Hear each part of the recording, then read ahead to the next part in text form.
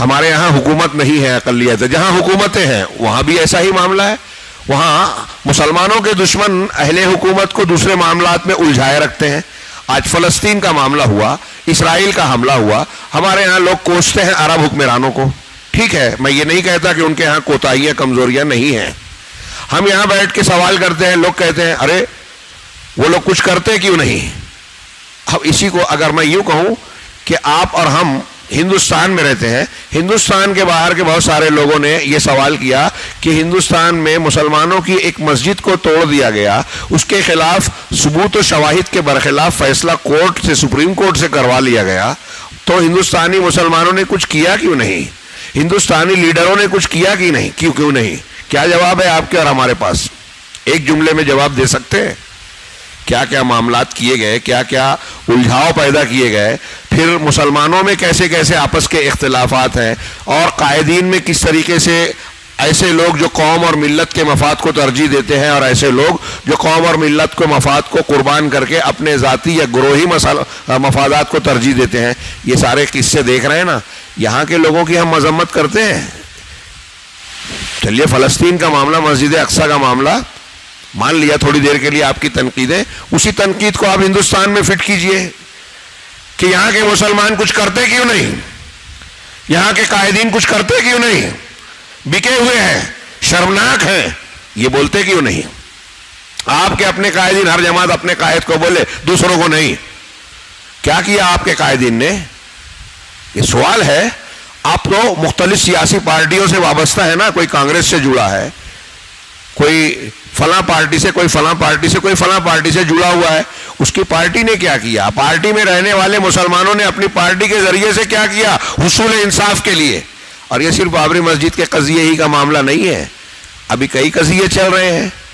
NRC جو lock down کی وجہ سے تحریک ملتوی ہو گئی یا غائب ہو گئی، اس سے متعلق جو قوانین شہریت والا، جس کی تلوار سب کو سمجھتی ہے کہ پہلے نمبر پر مسلمانوں پر اور دوسرے نمبر پر نچلی ذات کے ہندوؤں پر ٹوٹنے والی ہے، زر پڑنے والی ہے، اس کے خلاف ملک گیر تحریک چلی، ٹس سے مس. ابھی کسان تحریک چل رہی ہے، حکومت ٹس سے مس نہیں ہو رہی ہے. ایسا ہی معاملہ اس وقت تھا، لیکن وہ معاملہ ابھی فی الحال ملتوی ہے کورونا کے قہر کے معاملے میں زیر سایہ. اب آپ سوچ لیجئے کہ یہاں جس طرح سے مسائل میں الجھاؤ ہے نا، تو عالمی سطح پر سیاسی حکومتی منظر نامے میں ایسے بہت ساری باتیں ہیں جو ہم تک پہنچتی ہی نہیں، اور وہاں بھی لوگوں نے ایک دوسرے کو لڑا رکھا ہے. میں نے اس سے پہلے کہا تھا کہ اگر عالم اسلام میں فرض کیجئے سعودی عرب کوئی کام کرنے جاتا ہے، کویت یا کوئی اور ملک کوئی کام کرنے جاتا ہے جو اچھا ہے، مسلمانوں کے لیے بہتر ہے، تو یورپ، امریکہ، رشیا، برطانیہ، یہودی یہ پیچھے سے بعد میں آئیں گے. وہ پہلے اپنے ان چمچوں کو، اعلی کار لوگوں کو، گروہوں کو بھلاتے ہیں، استعمال کرتے ہیں اس مقصد کے، ان منصوبوں کے خلاف جو ان کی چاکری کرتے ہیں. ابھی داعش کا ایک نام آیا تھا، شروعات میں کتنے نوجوان پگلائے جا رہے تھے، علماء کرام بول رہے ہیں تو ان کو بزدل اور نہ جانے کیا کیا کہہ رہے ہیں. آج سمجھ میں آ رہا ہے یہ داعش بنائی ہوئی تھی برطانیہ، امریکہ اور یہودیوں کی، اسرائیل کی. مسلمان نام کے مسلمان گروہ اور مجاہدین اور جہاد کے نام پر بنایا گروہ کس نے ہے؟ امریکہ، برطانیہ نے.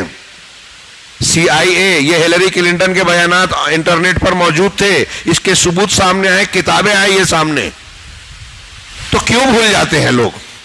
سوچتے نہیں ہیں کہ مسلمان کام کر رہا ہے، لڑائی کی بات کر رہا ہے، جنگ کی بات کر رہا ہے. ہمارے بڑی بڑی تنظیمیں، یہ اخوان المسلمین اور یہ لوگ سامنے ساتھ رہے، اور پھر ان کا ساتھ دیتے ہوئے سعودی عرب اور اہل الحدیث اور سلفیوں کو جرم کے کٹہرے میں کھڑا کرتے ہیں. ایک طرف یہ لوگ کہتے ہیں کہ یہ امریکہ کے دوست ہیں، اخوانی یا ان کے ذرائع ابلاغ یہ کہتے ہیں کہ سعودی عرب امریکہ کا پٹھو ہے، ایک طرف یہ کہتا ہے، اور امریکہ ان کو استعمال کرتا ہے کہ سعودی عرب کے خلاف استعمال کریں. یہ سارے جو معاملات ہوئے ہیں، تحریکات ہوئی ہیں، ابھی اسامہ بن لادن سعودیہ سے جلا وطن، اور پھر اس کے بعد جو ہے سعودی کی مخالفت کرنا، سعودی کے علماء کے خلاف فتویٰ ان کے یہاں، ان کی ویب سائٹ پہ، اخوان المسلمین اور القاعدہ کی ویب سائٹ پر موجود ہے. یہ بھی ان کے دشمن اور وہ بھی دشمن. وہ کہتے ہیں، یہ کہتے ہیں کہ یہ ان کے پٹھو ہیں، اور وہ کہتے ہیں کہ ہمارے لیے مسئلہ سعودی عرب ہے.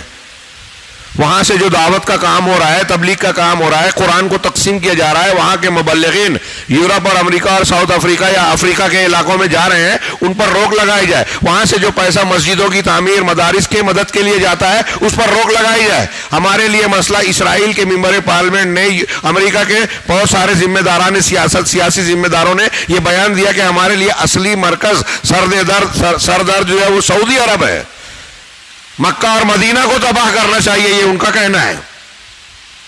ان کی انٹیلیجنس کی رپورٹ کہتی ہے، ان کے دانشور کہتے ہیں کہ ہمارے لیے مسلمانوں میں 3 گروہ ہے، سب سے زیادہ خطرناک اور قابل گرفت جو ہمارے لیے قابل برداشت نہیں ہے، وہ سلفی ہیں۔ مرکز اس کا سعودی ہے، کویت ہے۔ یہ رپورٹیں آپ ملاحظہ کر سکتے ہیں، آج نیٹ کا زمانہ ہے، یہ کوئی ڈھکی چھپی چیزیں نہیں ہیں، لیکن کوئی سننے ماننے کے لیے تیار نہیں ہے۔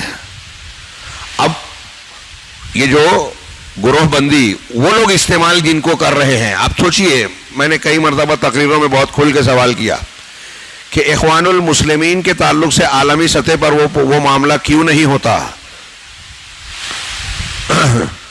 جو سلفیوں کے تعلق سے کیا، جبکہ بار بار یہ سامنے آتی ہے بات کہ سلفی ان کے بھی مطلب نشانہ ہے اور ان کے بھی نشانہ ہے۔ یہ بیان بازی نورا کشتی ابھیشیک نے پیچھے بیان کیا تھا کہ ایران اور امریکہ یا یورپ کے ملکوں میں نورا کشتی چلتی ہے، ایک دوسرے کے خلاف بیان بازی، لیکن اندر سے صاف معاملہ ایک ہے۔ سعودی عرب کے خلاف کی موافقت جو کرنے کا مظاہرہ کرتے ہیں، ہاں امریکہ وغیرہ، اندر سے وہ اس کے خلاف ہیں۔ کیوں یہ رویہ کیوں ہے؟ یہ ساری دنیا کے مسلمان دھوکے میں اور دھوکے میں ہیں، ماننے کو تیار ہی نہیں ہیں۔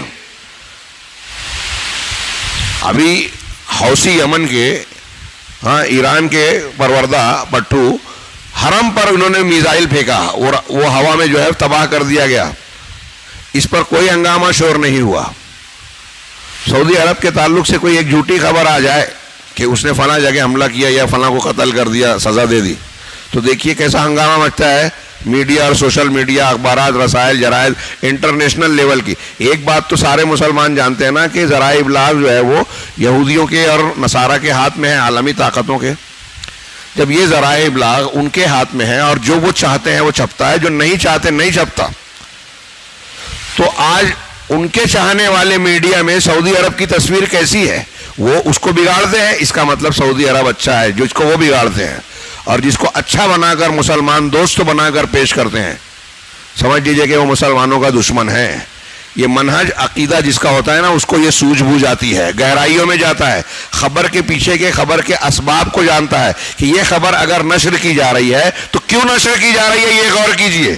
یہ مت دیکھیے خبر کیا کہہ رہی ہے، یہ دیکھیے خبر بیان کرنے والا کیوں بیان کر رہا ہے۔ تو آپ کے اندر حقائق کو سمجھنے اور صحیح تجزیہ اور نتائج تک پہنچنے کی کچھ حد تک صلاحیت آئے گی، اور یہ صلاحیت آتی ہے صحیح عقیدے سے۔ جن لوگوں کا منہج غلط ہے، عقیدہ غلط ہے، وہ غلط کو صحیح اور صحیح کو غلط افراد میں بھی، خبروں میں بھی سمجھتے ہیں، اور ان کے تجزیے میں آپ کو ضرور غلطیاں اور بہت بڑے بڑے کھوٹ نظر آئیں گے۔ یہ میں بہت بڑی اور اہم بات کہہ رہا ہوں۔ دنیا میں جرنلزم اور فلاں ازم جو آج پڑھایا جاتا ہے نا، یہ وہ لوگ نہیں پڑھ سکتے، نہیں سمجھ سکتے کہ آپ کا اگر عقیدہ صحیح ہے تو صحیح عقیدے کی نظر سے آپ دیکھیں گے کہ یہ آدمی جب صحیح عقیدے والا ہے تو یہ نہیں کر سکتا جو اس کے بارے میں بیان کیا جا رہا ہے۔ اور ایران، طیب اردوغان، صوفی اور فلاں یہ ان کا عقیدہ یہ ہے، تو یہ اہل حق کے تعلق سے مخلص نہیں ہو سکتے۔ جب یہ تاریخی بغض رکھتے ہیں، ان کا مسلک اور مذہب ہی یہی ہے کہ سنی کی مخالفت کرنا چاہیے ایرانیوں کا، تو یہ سنیوں کے خیرخواہ کیسے ہو سکتے ہیں؟ اہواز میں ایران میں یہ سنیوں کو قتل کر رہے ہیں، تو دنیا کے دوسرے علاقے میں مسلمانوں کے خیرخواہ کیسے ہو سکتے ہیں؟ نہیں ہو سکتے، ناممکن بات ہے۔ ان کے دین اور مسلک کے خلاف ہے کہ وہ مسلمانوں کے کام آئیں۔